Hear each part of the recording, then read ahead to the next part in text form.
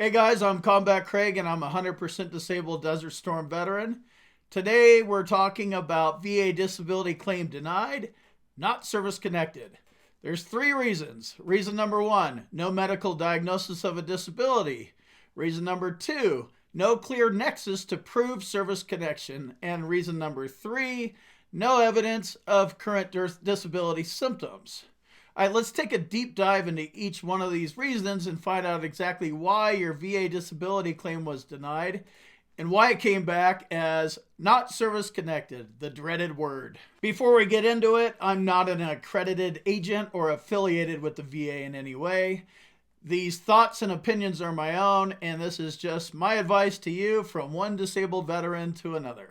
Also, if you need help with your VA claim, you can sign up below at combatcraigwins.com, or you can send me an email at combatcraig@vaclaimsinsider.com. We could talk about your VA claim and see if we can help you out. All right, so reason number one, VA claim denied for no medical diagnosis of a disability. When you filed your VA disability claim, you simply failed to show a clear medical diagnosis of a disability in your service treatment records. Why is this? Well, you didn't complain while on active duty. You didn't go to the doctor, so of course there's no medical evidence, right? Going to sick hall was frowned upon. We were trained to suck it up and soldier on, and we were not told anything about the VA, and we were not taught that, medical evidence would come into play down the road when we're old and decrepit, and we're going to need this valuable medical evidence. So we just weren't taught this stuff. All right, great. So what happens if you don't have anything in your service treatment records? Great question. By law, you don't need to have a diagnosis in your service treatment records, and you just need to show you that you have a diagnosis now from a VA doctor or a private doctor. So there's hope for your VA disability claim.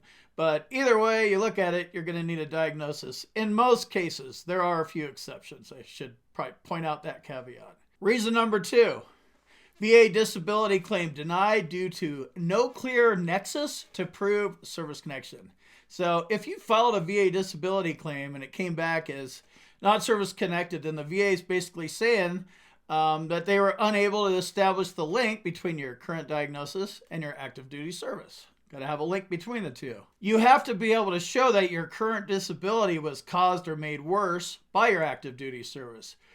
Doesn't matter how long you've been out of the military, but the longer that you're out, the harder it gets. That's true. If you filed a few claims over the years and you've seen not service connected next to the disabilities that you filed, the lack of nexus is most likely why. You didn't prove that your current disability was caused or made worse by your active duty service using the at least as likely as not burden of proof. So since I mentioned burden of proof, the burden of proof is on you to prove your VA claim. It's not on the VA. It's true they do have the duty to assist you, but you're going to have to prove your VA disability claim using medical evidence. I'm going to introduce a term here called probative value. And that means that a piece of evidence introduced to support your claim gives it more or less weight. So when you submit your personal statement talking about how your current disability happened on active duty and how it affects you, it has weight as a layman veteran, right? So you can explain what's going on with you or what you think. On the other hand, if you attempt to diagnose yourself because you clearly know that your current disability was linked to your active duty service, and this is going to carry little weight because you do not have the power of the pen. You're not a doctor. A diagnosis from a licensed medical doctor holds more weight because a doctor has training and they have the power of the pen, right? They have PhD after their name. You're not a doctor, so you don't have the same power. All right, so in order to provide a solid nexus, you're going to need both a personal statement as well as an independent medical opinion from a doctor explaining the link between your active duty service and your current diagnosis. All right, reason number three, VA claim denied due to no evidence of current disability symptoms. Generally speaking, the more severe your disability symptoms, the higher the VA rating and the compensation that you'll receive for it. So this is called severity of symptoms. If you're unable to show VA that your disability causes you impairment in your work and in your social life, then you're either going to end up with a lowball rating or like a big fat 0, right? So imagine this. You got your butt to a doctor, got a diagnosis of a VA disability. Then you also had your doctor establish the current VA disability was at least as likely as not caused or aggravated by your active duty service. And then you go into your C&P exam, downplay your symptoms, and you end up with a 0% rating when you should probably be at 30. Don't downplay your symptoms and do not exaggerate them either. Just tell the truth. Typically, orthopedic conditions are rated as mild, moderate, severe. If you do not fall into one of these categories, then you shouldn't even be filing a VA disability claim. You're supposed to be in pain. It's supposed to be bothering you. That's the whole point. Disability. If we're talking about your knee, which category does it fall into? Does it make you limp? Does it hurt all the time? Are you unable to bend down and touch your toes? The harder it is to do these things, the more severe your symptoms are.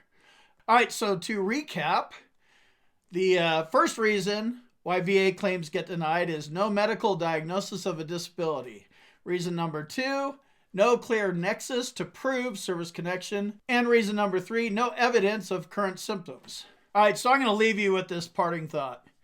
Educate yourself about your disability and educate yourself about VA law. This is your VA claim, and these are your disabilities. You know how they affect your work and your social life. And if they cause you financial hardship, that affects you and your family. Anybody you get to help you with your VA claim does not have to deal with the effects of your financial hardship. You're the only one that has to do this, so take this stuff seriously. Again, if you need help with your VA claim, you can sign up below at combatcraigwins.com, and I will see you in the next video.